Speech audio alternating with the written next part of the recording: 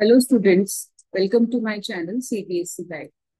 आज हम arithmetic progression की एक्सरसाइज 5.2 करेंगे और इसके अंदर हम क्वेश्चन करेंगे नंबर 10 11 सॉरी 10 तक हम कर चुके हैं, ऑलरेडी अपलोडेड है। और अगर किसी ने नहीं देखा है तो वो वहां जाके देख सकते हो, आप उसको आप परफेक्ट कर सकते हो। और अगर आप मेरे चैनल पे नए हो तो आप चैनल को सब्सक्राइब कर लो और वीडियो को बिल्कुल आखिर तक देखना, ताकि आपको क्वेश्चंस के अंदर पता लग जाए कि क्वेश्चंस को कैसे रीड करना है और उसके अंदर हमें किस किस चीज का ध्यान रखना है। तो let's start with question number 11। हमें एक सीरीज दी हुई है 3, 15, 27, 39 एंड सो ऑन। अब वो बोल रहा है which term of the AP this will be 132 more than it's 54th term. तो यहाँ पे बोल रहे कौन से नंबर की टर्म, तो हमें एन यहाँ पे निकालना है। 132 मोर देन 54th टर्म होगी। ठीक है, तो पहले हम A54 निकाल लेते हैं। तो A54 का मतलब होता है A+53D। यहाँ पे एक कम आता है, जो ये नंबर है यहाँ पे एक कम आएगा डी के साथ, ये ध्यान रखना है। अब ए क्या है यहाँ पे वो लिख लेते हैं। ए है हमारा 3 which is the first term, ये ए होता है। डी होता है हमारा second term minus first term, ये हो जाएगा 15 - 3 विच इज इक्वल टू 12। तो यहाँ पे आप वैल्यूज डाल दो, ये हो जाएगा 3 + 53 × 12। इसको सॉरी मल्टीप्लाई करो, ये आ जाएगा 636। तो 3 + 636 मेक्स 639। अब हमें निकालना है ये नंबर 132 प्लस 54th टर्म। तो ये हो जाएगा 132 + 639। तो आप इनको ऐड करो, क्या आएगा? ये आ जाएगा 771। ठीक है, अब हमें निकालना है कौन से नंबर की टर्म है, तो हम इसको ए एन लेंगे। तो ए एन का फॉर्मूला होता है A+n-1 × D। अब ए एन में आप 771 डाल दो, ए में 3 डालो, एन हमें पता नहीं है और डी है हमारा 12। तो इसको कैलकुलेट करो शफलिंग करके। पहले 3 को इस तरफ भेजो क्योंकि 3 अकेला है। तो 771 - 3 is equal to n-1 into 12। इन दोनों के बीच में इंटू का साइन है, कोई नहीं होता तो इंटू होता है। तो ये हो जाएगा 768 is equal to n-1 into 12। अब 12 को हटाओ, तो इन दोनों के बीच में इंटू का साइन है तो डिनोमिनेटर में जाएगा, डिवीजन में। तो ये हो जाएगा 768 divided by 12 is equal to n-1। तो इसको रिड्यूस करो, 7 12 6 72 एंड 4 इज द रिमाइंडर। तो 64 आंसर आ रहा है। 64 इज इक्वल टू n-1, तो n आ जाएगा 64 + 1 विच इज इक्वल टू 65। इसका मतलब सीरीज की 65th नंबर की जो टर्म है वो 771 होगी। क्लियर है? Question number 12। Two APs have the same common difference. अब यहाँ पे हमें एपी नहीं दी हुई है और वो आगे बोल रहा है the difference between there 100th term is 100। तो मतलब जो दो एपी है उनकी 100th टर्म का डिफरेंस 100 है। तो what is the difference between their 1000th term? तो हम यहाँ पे ले लेते हैं, let first AP is equal to A1, A2 and AN and the second AP हम लेट कर लेते हैं B1, B2 एंड BN। अब वो बोल रहा है their common difference is same. तो दोनों का जो कॉमन डिफरेंस है, मतलब इसका और इसका, वो सेम है। तो कॉमन डिफरेंस दोनों का हम ले लेते हैं डी। ठीक है, अब है difference between there 100th term. तो फर्स्ट सीरीज की 100th टर्म क्या होगी? फर्स्ट सीरीज की 100th टर्म होगी A1 प्लस 99b, ये हो गई 100th टर्म। ठीक है। और यहाँ पे ये भी बोल रहे हैं कि इस सीरीज का इन दोनों का जो कॉमन डिफरेंस है वो सेम है, ये हमें ध्यान रख के चलना है। सेकेंड सीरीज की जो 100th टर्म है वो होगी ये। ठीक है। अब वो बोल रहे हैं इन दोनों का 100th टर्म का डिफरेंस, तो हम इसका डिफरेंस निकाल लेते हैं। इसको ऐसे आप डिफरेंस निकाल सकते हो, या आप ऊपर भी माइनस कर सकते हो, जो आपको इजी लगे।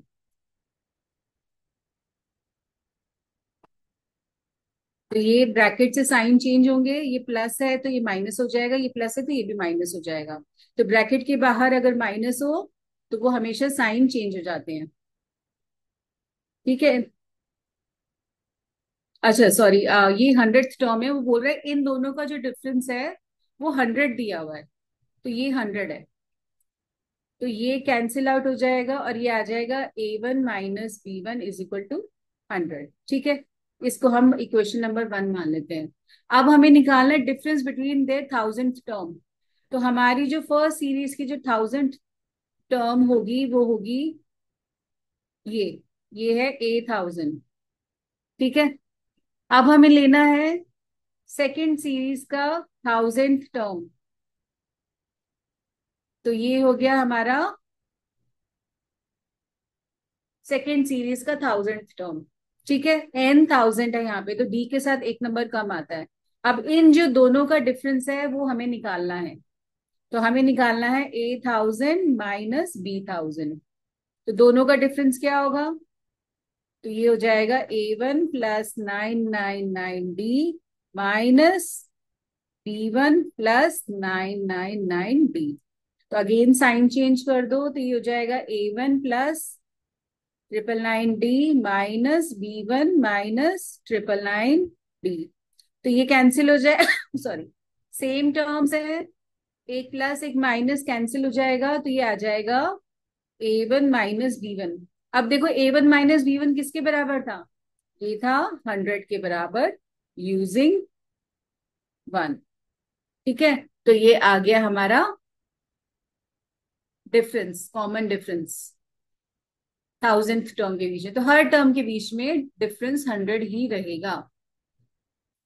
13th question, how many 3 digits number are divisible by 7? तो 7 में पूछ रहे 3 डिजिट नंबर। तो फर्स्ट 3 डिजिट नंबर जो 7 से डिविजिबल होगा वो कौन सा होगा? तो पहला नंबर होता है 100। क्या 100 7 से डिविजिबल है? तो 7 की टेबल के अंदर जीरो नहीं आता, क्योंकि 100 का जो लास्ट पीस है जीरो है, तो 7 की टेबल में जीरो आता है कहीं पे? तो 7, 14, 21, 28। तो यहाँ पे आप टेबल देखो, 7, 14, 28, 35, 42, 49, उसके बाद 56, फिर आ गया 63, 70। ठीक है। तो जीरो वाला सिर्फ एक ही नंबर है 70। फिर टू करेंगे इसको तो 140 आएगा। तो जीरो वाला नंबर यही है, तो ये नहीं है। तो हमें क्या करना है, आगे आप टेबल काउंट करते जाओ या आप नंबर को डिवाइड करके देखो। जैसे 101 को डिवाइड करके देखो 7 से। तो 7 1 7 3 1, 4 पे 28, रिमाइंडर इज 3। तो 101 भी डिविजिबल नहीं है। अब 102 चेक करो, तो ये कितना हो जाएगा? 7 1 पे 7, 3 2, 4 पे 28, रिमाइंडर अगेन जो है यहाँ पे 4 आ रहा है। तो 102 भी डिविजिबल नहीं होगा, 103 भी नहीं होगा, 104 भी नहीं होगा, 105 चेक करो। तो 7 5 पे 35, ये रिमाइंडर जीरो। तो जो हमारा फर्स्ट 3 डिजिट नंबर जो डिविजिबल होगा वो होगा 105। फिर 7 ऐड कर दो, फिर आएगा 112, फिर आएगा 119। तो ऐसे लास्ट तक हमारी सीरीज बन जाएगी। ठीक है, 7 ऐड करके। अब जो लास्ट नंबर है वो आप बता सकते हो कि कौन सा डिविजिबल होगा? 1000 तो नहीं होगा, 999 डिवाइड करके देखो।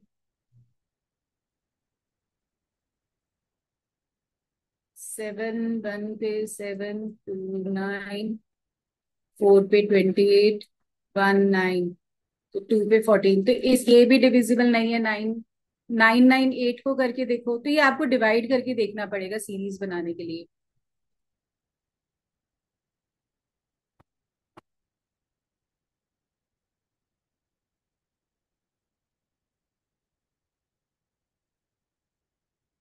ये भी नहीं आ रहा। 9 9 7, 9 9 6, 9 9 5 को करके देखो एक बार।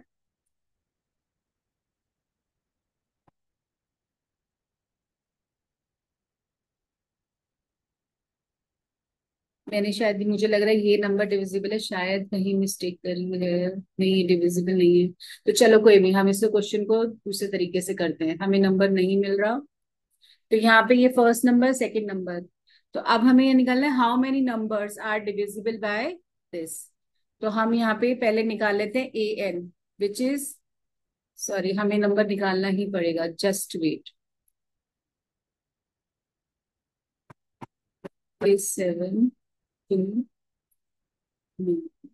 डिविजिबल नहीं है। 9 9 5 को चेक करते हैं।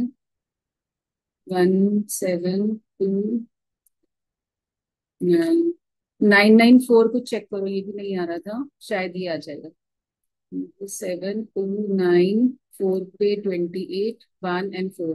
ठीक है, लास्ट नंबर जो आ रहा है वो आ रहा है 9 9 4 डिविजिबल। ठीक है, अब हमें निकालना है कितने हैं नंबर, एन निकालना है। तो फॉर्मूला लिखो। तो ए एन क्या है हमारा, 9 9 4, ये लास्ट नंबर। ए क्या है, 105। एन क्या है हमें निकालना है, कॉमन डिफरेंस क्या है, 7। तो अब आप शफलिंग करते जाओ, आंसर आ जाएगा।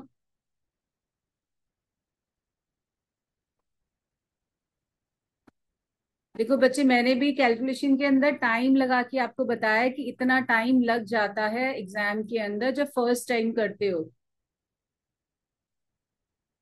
तो मैं आपको एक एक कैलकुलेशन आराम से सिखा रही हूँ कि हमें कैसे चेक करना है। मुझे तो आंसर पता था। अब देखो, इनके पीछे मल्टीप्लीकेशन का साइन है तो डिवीजन में जाएगा। तो 9 8 9 को आप 7 से डिवाइड करो, देखो कितना आता है। 1 पे 7 2,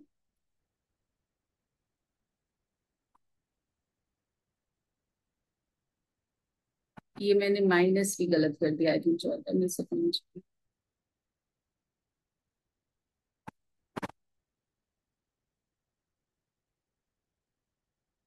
7 4 पे 28 और 9, ये डिविजिबल ही नहीं है।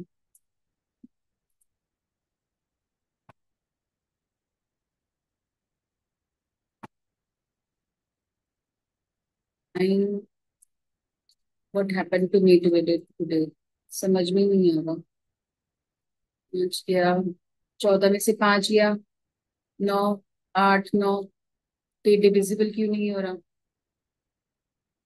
कहाँ गलती आ रही है आज बार बार। This is not divisible, just wait, just wait. ये the blunder which I am making, कि मैं यहाँ 9 में से ना 1 माइनस ही नहीं कर रही हूँ। देखा, ऐसे ही मिस्टेक्स जो है एग्जाम में हमें अपनी नजर नहीं आती है। हमें अपनी गलतियां एग्जाम में नहीं नजर आएगी बच्चे। तो ये गलतियां आप मत करना, तो आपकी कैलकुलेशन बहुत स्ट्रांग होनी चाहिए। तो एक छोटी सी मिस्टेक देखो क्वेश्चन के अंदर कितना टाइम ले जाती है, तो ये आपको सिखाने के लिए मिस्टेक्स कर रही हूँ मैं। अब आप इसको डिवाइड करो 7 से। 2 पे 14, 4 9, तो 7, ये आ गया 127, विच इज इक्वल टू n-1। अब आप 1 को शफल करो, तो n आ जाएगा 128। तो दिस इज द आंसर। तो देखा, एक छोटी सी मिस्टेक हमारा कितना सारा एग्जाम के अंदर टाइम ले जाएगी। तो ये गलतियां आपको नहीं करनी है, आपको इन छोटी छोटी चीजों का ध्यान रखना है। मैंने ये मिस्टेक आपको जानबूझ के करके दिखाई थी कि अगर ऐसी मिस्टेक हो जाए तो हमें कैसे क्लैरिफाई करनी है, कहाँ कहाँ पे आपको बार बार रिविजिट करना पड़ेगा। अब नेक्स्ट हम चलते हैं क्वेश्चन नंबर 14 पे। How many multiples of 4 lie between 10 and 250। Again हमें यहाँ पे मल्टीपल ऑफ 4 चाहिए। तो हमें देखना पड़ेगा फर्स्ट मल्टीपल कौन सा है। तो ऑब्वियसली ये आप बता सकते हो 12 से स्टार्ट होगा, ठीक है। और हमें लास्ट चाहिए 250 तक। तो 250 से पहले यार नंबर जो आएगा वो आएगा 248। तो आप डिवाइड करके देखो, 250, 249, 248 पे हमारा आंसर आएगा। अब हमें अगेन एन निकालना है। तो हमारे पास ए है 12, डी है हमारे पास 16 - 12 विच इज 4, और ए एन है हमारे पास 248। तो अब हम फॉर्मूला लिखते हैं। तो 248 इज इक्वल टू ए है 12 plus N is number of terms हमें निकालनी है, और डी जो है वो 4 है। स्टूडेंट्स हमेशा सिर्फ एक ही चीज यहाँ पे मिसिंग होगी, या तो ए एन मिसिंग होगा, या ए या एन या डी, बाकी तीन चीजें हमें क्वेश्चन में गिवन होती है। तो ये चीज का आपको ध्यान रखना है। तो 248 में से 12 माइनस करो। हमेशा लिख के करना, देखो लिखने के बाद भी गलतियां हो जाती हैं, तो आपको बहुत ध्यान से करना है। कैलकुलेशंस पे वर्कआउट करो, एग्जाम के अंदर फुल मार्क्स आएंगे। अगर नहीं वर्कआउट करोगे तो यू विल लूज मार्क्स। आप 4 को शफल करो, डिनोमिनेटर में आएगा। तो 4 से रिड्यूस कर दो, 5 पे 20, 3 आ गया, रिमाइंडर 9। आप लिख के भी ऐसे डिविजन करके भी देख सकते हो, ठीक है। 59 इज इक्वल टू n-1, इसको यहां लाओ तो n आ गया 60। तो 60 टर्म्स है हमारी डिविजिबल बाय 4 बिटवीन दिस, ठीक है। ये है हमारा क्वेश्चन नंबर 15। अब आ गया क्वेश्चन नंबर 15, 14 सॉरी, हमने 14 किया था, अब आ गया 15। आज बहुत ही मिस्टेक हो रही है मेरी। For what value of n are the nth term of the two APs. हमें दो एपीज दी हुई है और एक एपी दी हुई है। वो पूछ रहा है किस वैल्यू n के लिए इनकी nth टर्म सेम होगी। तो हमें n निकालना है दोनों का। तो nth टर्म सेम का मतलब है कि दोनों का ए एन जो है वो सेम होगा। जो भी यहाँ पे टर्म है वो दोनों की सेम होगी किसी भी एक नंबर के लिए। तो हम वो मान लेते हैं ए एन। हम ए एन निकालते हैं इसका फर्स्ट सीरीज का। ए, आप फॉर्मूला लिखना, A N is equal to A plus n-1 into D. ये फॉर्मूला लिखना जरूरी है। A plus n-1 into D. D है हमारा 2, 65 - 63, ठीक है। अब हम सेकेंड सीरीज का ए एन निकालते हैं, which is A plus N, sorry N हमें पता नहीं है, -1 इंटू डी। डी है 7, 10-3, ठीक है। अब देखो ये दोनों ए एन जो है वो कह रहा है सेम है, ये टर्म सेम है। तो हम इन दोनों को इक्वेट कर देंगे, क्योंकि यहाँ पे दो चीजें मिसिंग हो गई ना, तो वो पॉसिबल नहीं होगा, क्वेश्चन आएगा ही नहीं। तो हमें इन दोनों को सेम करना है, इन दोनों को इक्वल करना है। तो 63 plus n-1 into 2 is equal to 3 plus n-1 into 7। अब हम इसे शफलिंग से कैलकुलेट करेंगे, या आप इसको ओपन कर दो, ब्रैकेट्स को, ब्रैकेट को ओपन कर दो मल्टीप्लाई करके, ऐसे ही यहां कर दो ओपन। आप देखो पहले इन दोनों को ऐड करो, तो ये हो जाएगा 61 plus 2n is equal to, ये हो गया 3 - 7 इज -4 प्लस 7n। अब आप इसको इधर ले आओ और इसको इधर वहां ले जाओ। तो 61 plus 4 is equal to 7n - 2n। तो शफलिंग में मैंने देखो एरोज लगा रखे हैं, ध्यान रखना है। तो 65 is equal to 5n। n कितना हो जाएगा 65/5 विच इज इक्वल टू 13। मतलब जो 13th नंबर की टर्म है वो दोनों की सेम होगी। Next question, determine the AP whose third term is 16। Third मतलब a प्लस 2d। तो हम अलग अलग तरीके से क्वेश्चन को लिखते हैं। अब वो बोल रहे हैं and the seventh term exceeds the fifth term by 12।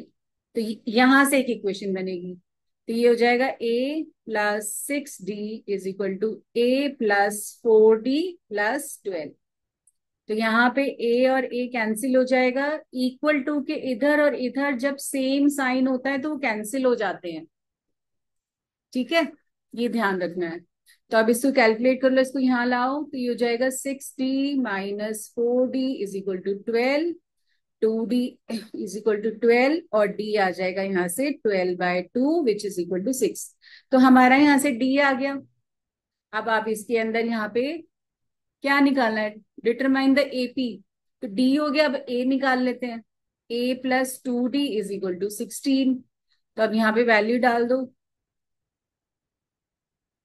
तो a+12 इज इक्वल टू 16। तो a is equal to 16 - 12 is equal to 4। तो a आ गया, d आ गया। अब हमें एपी बतानी है। तो एपी कैसे निकालते हैं? फर्स्ट टर्म हमारी होती है a, सेकंड होती है a+d, फिर a+2d एंड सो ऑन। तो पहला नंबर है 4, फिर उसके अंदर आप 6 ऐड कर दो तो हो जाएगा 10, फिर 6 का डबल। तो ये कैलकुलेट करना है आपको, यहाँ वैल्यू डाल के। तो ये हो जाएगा 4+2 × 6, या इसमें 6 ऐड कर दो। हर बार ये जो प्रीवियस नंबर है इसमें 6 ऐड करते जाओ तो ये 16 हो जाएगा, इसमें 6 ऐड करो तो 22 आएगा, इसमें 6 ऐड करो तो 28। तो ये आ गई हमारी एपी। क्लियर है? अब आ जाओ क्वेश्चन नंबर 17 पे। Find the 20th term from the last. तो देखो हमारे पास सीरीज दी हुई है 3, 8, 13 डैश डैश डैश 253। तो हमें 20th term from the last निकालनी है। तो 20th term from the last, यहाँ पे आपको एक एग्जाम्पल भी दिया हुआ है, वो कैसे होता है देखो। आपको यहाँ पे एग्जाम्पल से भी समझ में आ जाएगा।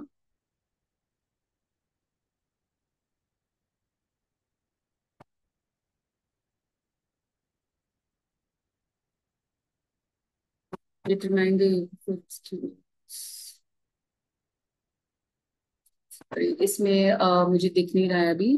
तो 20, चलो मैं आपको एक एग्जाम्पल देती हूँ। कि सपोज करो हमारे पास एक सीरीज में 10 टर्म्स है। ठीक है, 10 टर्म्स है। अगर मैं बोलती हूँ कि हमें निकालनी है third term from the last, तो हम क्या करेंगे? 10, 9, 8। तो ये वाली जो टर्म होगी हमारी, बैक काउंटिंग से, ये फर्स्ट टर्म हो गई, ये सेकंड हो गई, ये थर्ड टर्म हो गई। ठीक है, ये हमारी होगी फ्रॉम द लास्ट।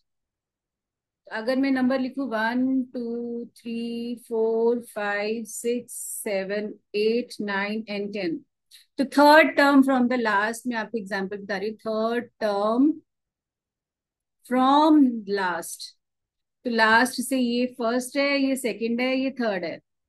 तो ये थर्ड 8 नंबर कैसे आया? तो मैंने पास जो नंबर ऑफ टर्म्स थी वो थी 10, उसमें से मैंने जो थर्ड टर्म थी वो माइनस किया 3, तो आया 7, और इसके अंदर मैंने 1 ऐड किया तो मेरे पास आंसर आ गया 8। ठीक है, अब मेरे को यहाँ पे सबसे पहले तो ये पता होना चाहिए यहाँ पे नंबर ऑफ टर्म्स कितनी है। अभी हम वो नंबर ऑफ टर्म्स निकालते हैं, फिर मैं आपको दोबारा बताती हूँ हम कैसे निकालेंगे। तो A N is equal to a+n-1 × d। A N है 253, ए है 3, एन हमें निकालना है, और डी है 5। तो अगर आपको सीरीज के अंदर चीजें पता है क्या क्या गिवन है, और क्वेश्चन में नहीं समझ में आ रहा तो वैल्यू डाल दो, सिर्फ एक ही मिसिंग होगा। तो ये भी आप ट्रिक अप्लाई कर सकते हो। तो 253 - 3 इज इक्वल टू n-1 × 5। तो you get 250 is equal to n-1 × 5। अब 5 को नीचे ले आओ, तो यहाँ पे ये आ जाएगा 250 / 5 इज इक्वल टू n-1। इसको रिड्यूस करो तो 50, तो n आ जाएगा 51। अब 51 टर्म्स हैं टोटल। ठीक है, हमें बैक से निकालनी है 20th टर्म। तो बैक से, या तो आप फिंगर से बैक काउंटिंग करोगे। अब अगर बैक काउंटिंग नहीं करनी तो हम फ्रंट से भी तो देख सकते हैं ना, ये टर्म कौन आगे से कौन से नंबर पे है, तो हम वही निकालेंगे, क्योंकि हम एपी में अभी तक आगे से टर्म्स निकालते हैं। फॉर्मूला जो लगाते हैं वो आगे का है, पीछे का नहीं है। तो हमें क्या करना है, 51 में से 20 को माइनस करो तो वो आएगा 31, और उसमें 1 ऐड कर दो तो ये हो जाएगा 32 टर्म, 32nd टर्म। अब हमें ये निकालनी है 32nd टर्म फ्रॉम स्टार्टिंग। ठीक है, तो हम फॉर्मूला अप्लाई कर पाएंगे। समझ आया आपको?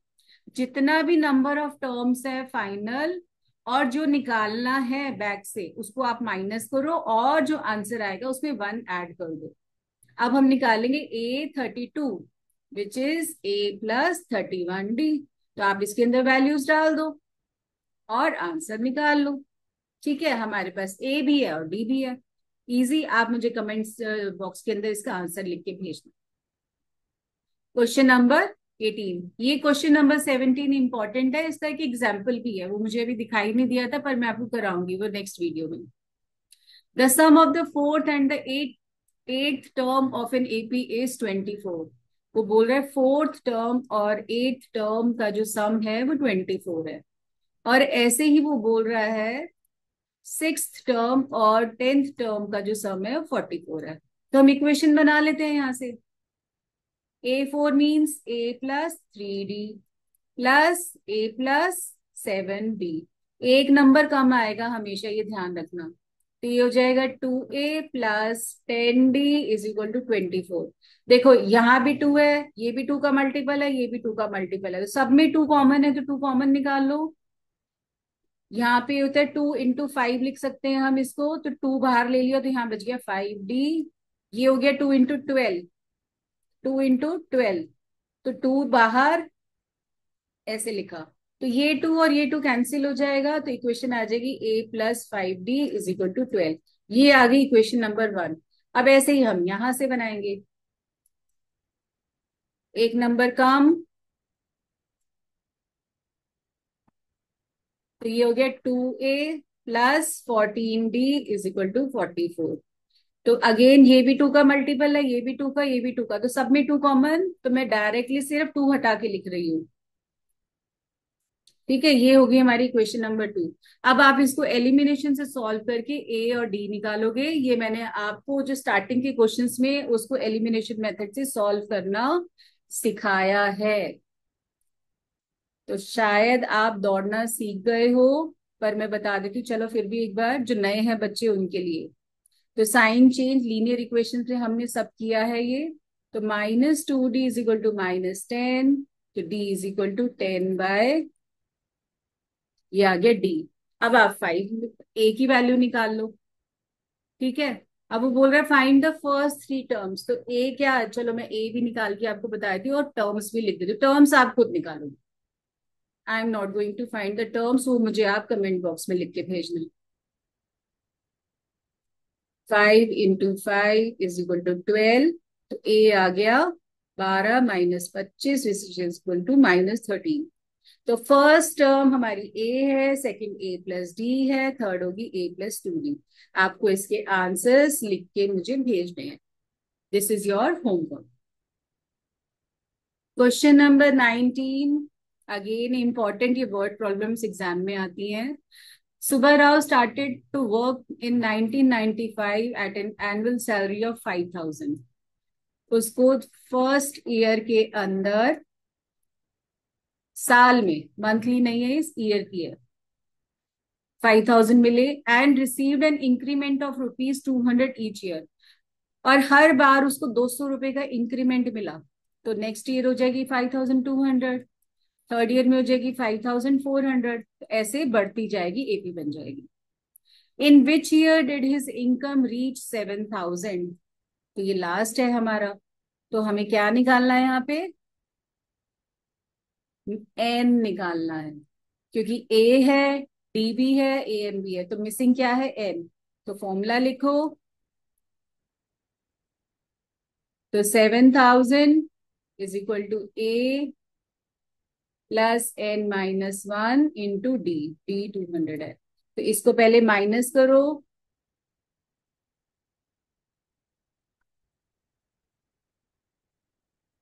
तो ये आ जाएगा 2,000।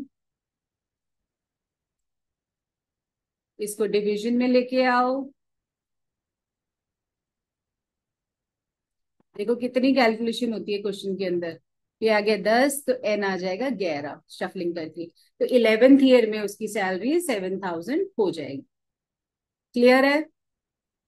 Question number 20 again important question. Ramkali saved ₹5 in the first week of a year। ₹5 save किए हैं and then increase her weekly saving by ₹1.75। फिर हो जाएगा 5.1575। फिर हो जाएगा 5 प्लस 1.75 प्लस 1.75, ऐसे इंक्रीज होता जाएगा। अब वो बोल रहा है find the nth week her weekly saving becomes, last जो बनेगा वो होना चाहिए 20.75। तो क्वेश्चन में पहले ही पूछ रहा है फाइंड एन। ठीक है, तो ए क्या है हमारे पास 5 है, डी क्या है 1.75 है, ए एन क्या है हमारे पास 20.75 है। हमें क्या निकालना है एन। तो जस्ट वैल्यूज रिप्लेस कर दो फॉर्मूले के अंदर। तो देखो क्या आएगा 20.75 इज इक्वल टू ए है 5, एन हमें पता नहीं है, डी है 1.75। आप निकाल सकते हो इसको। फिर आप कहोगे मैम डेफिनेटली ये तो डेसिमल्स आ गया, हमें ये आता नहीं है। ठीक है, चलो सॉल्व कर लेते हैं। तो ये माइनस करो तो ये आ जाएगा 15.75। इसको नीचे लेके आओ, ये और ये कैंसिल हो जाएगा क्योंकि दोनों की डेसिमल के बाद डिजिट सेम है तो डेसिमल कैंसिल हो जाता है। तो आप ये देखो ये 25 से रिड्यूस हो जाएगा, या 5 से कर लो। 5 3 ज़ा 15, 2 5, 5 पे 3 पे 15, 5 1 ज़ा 5, 2 3 1 5। फिर ये 5 से 7, 5 6 ज़ा 30, 1 3 63, और ये फिर हुआ 9। और नहीं तो नहीं किसी को समझ में आता तो आप इसको नॉर्मली डिवाइड करोगे अगर किसी को रिड्यूस करना नहीं आता। तो n-1 हुआ 9, तो n हो गया 9 plus 1 which is equal to 10। तो मतलब 10th वीक के अंदर उसके पास जो सेविंग है टोटल 20.75 बन जाएगी। तो आई होप आपको ये सारे क्वेश्चन समझ में आ गए हैं। मैंने बहुत इजी तरीके से समझाने की कोशिश करी है। बाकी आप प्रैक्टिस करोगे, इसको दोबारा प्रैक्टिस करना बार बार, तो ये आपको इजी लगेगा। तो अगर आपको वीडियो अच्छा लगा हो तो please like share and subscribe and keep practising.